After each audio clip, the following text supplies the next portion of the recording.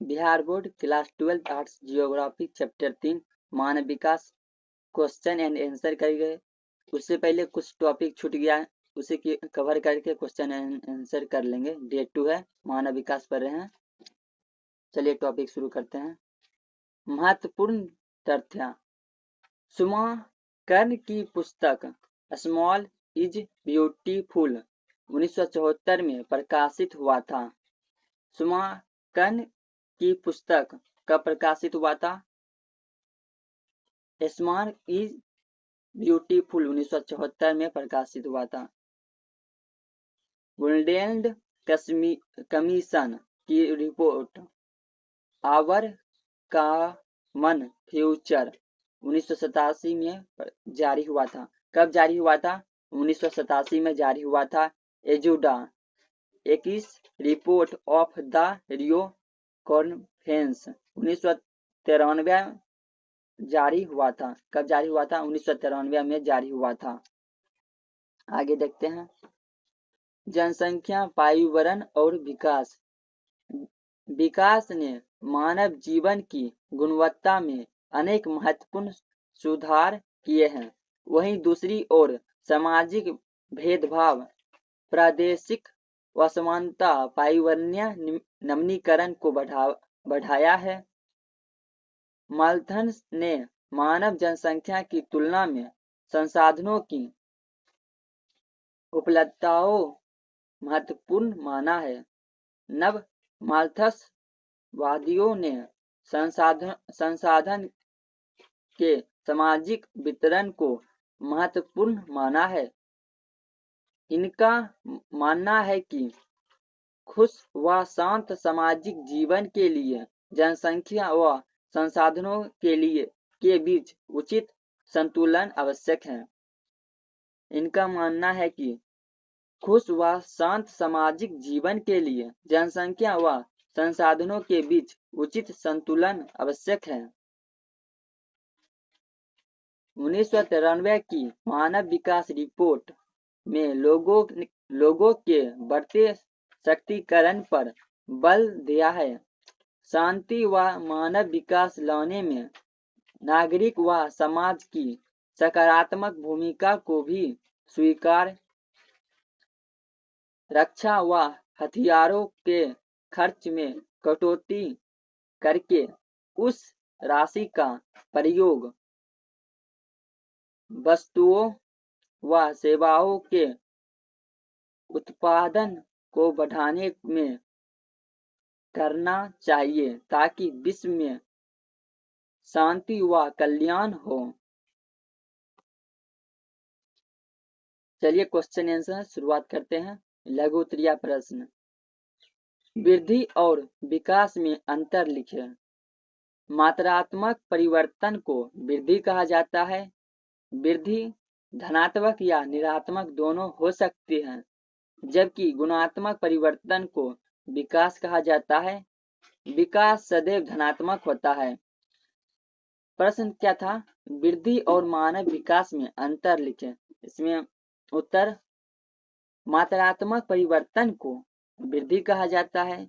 वृद्धि धनात्मक या ऋणात्मक दोनों हो सकते हैं, जबकि गुणात्मक परिवर्तन को विकास कहा जाता है। विकास सदैव धनात्मक हो सकते हैं। विकास सदैव धनात्मक हो सकते हैं। गुणात्मक परिवर्तन विकास कहलाता है। मानव विकास से आप क्या समझते हैं? प्रश्न संख्या 2 देख लेते हैं। प्रश्न क्या था? मानव विकास से आप क्या समझते हैं? उत्तर देख लेते हैं।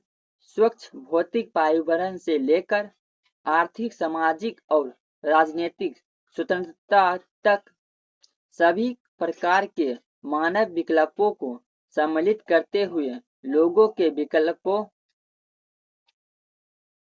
विकल्पों में विस्तार और उनके लिए शिक्षा, स्वास्थ्य सेवाओं तथा सशक्तिकरण के अवसर में वृद्धि की प्रक्रिया मानव विकास कहलाती है। मानव विकास में शिक्षा, स्वास्थ्य सेवाओं तथा सशक्तिकरण के अवसर में वृद्धि की प्रक्रिया मानव विकास कहलाती है। अगले प्रश्न, मानव विकास के 3 मूलभूत क्षेत्र कौन से हैं? 3 मूलभूत क्षेत्र कौन कौन से हैं? मानव विकास के 3 मूलभूत क्षेत्र निम्नलिखित हैं। संसाधन तक पहुंच, स्वच्छ शिक्षा। तीन मूलभूत सूत्र कौन कौन है? तो संसाधन तक पहुंच, स्वच्छ शिक्षा। अगले प्रश्न, मानव विकास के 4 प्रमुख घटकों स्तंभ के नाम लिखिए। 4 प्रमुख घटकों एवं स्तंभों के नाम लिखें। इसका उत्तर देख लेते हैं। मानव विकास के 4 स्तंभ निम्नलिखित है। समानता, सतत पोषणीय, उत्पादकता, शक्तिकरण। मानव विकास के 4 घटकों स्तंभ के नाम निम्नलिखित है। पहला कौन है? समानता, सतत पोषणीय, उत्पादकता, शक्तिकरण। अगले प्रश्न देख लेते हैं। भारत में बच्चों के घटते लिंगानुपात के 2 कारण बताइए। भारत में घटते लिंगानुपात के निम्नलिखित कारण है। प्रसव पूर्व लिंग परीक्षण करवाना, प्रसव से पूर्व लिंग परीक्षण करना, बेटी की तुलना में बेटा को अधिक महत्व देना, बेटी की तुलना में बेटा को अधिक महत्व देना। पहला था क्या? प्रसव पूर्व लिंग परीक्षण करवाना। अगर लड़की हुआ तो उसे हत्या कर देगा, बेटा है तो उसे अधिक महत्व देगा। अगले प्रश्न, उत्तरी भारत के अधिकांश राज्यों में मानव विकास के निम्न स्तरों के 2 कारण बताइए। उत्तरी भारत के अधिकांश राज्यों में मानव विकास के 2 कारण बताना है। उत्तरी भारत के अधिकांश राज्यों में मानव विकास के निम्न स्तर के 2 कारण निम्नलिखित है। पहला कारण देख लेते हैं। उत्तरी भारत के अधिकांश राज्यों में गरीबी तथा बेरोजगारी अधिक पाया जाता है। पहला कारण में उत्तरी भारत के अधिकांश राज्यों में गरीबी तथा बेरोजगारी अधिक पाया जाता है, अधिक है। दूसरा पॉइंट देख लेते हैं। उत्तरी भारत के अधिकांश राज्यों में शिक्षा दर निम्न है। अधिकांश राज्यों में शिक्षा दर निम्न है। पहला कारण क्या था? उत्तरी भारत में राज्यों में गरीबी तथा बेरोजगारी अधिक पाया जाता है। दूसरा कारण, अधिकांश राज्यों में शिक्षा दर निम्न है। आज के टॉपिक में यहीं तक रहेगा। इसके बाद जियोग्राफिक अध्याय 4 मानव बस्ती शुरुआत करेंगे। अध्याय 3 समाप्त हो गया। मानव विकास आज के क्लास में यहीं तक रहेगा। हमसे जुड़े रहने के लिए चैनल को सब्सक्राइब कर लीजिए।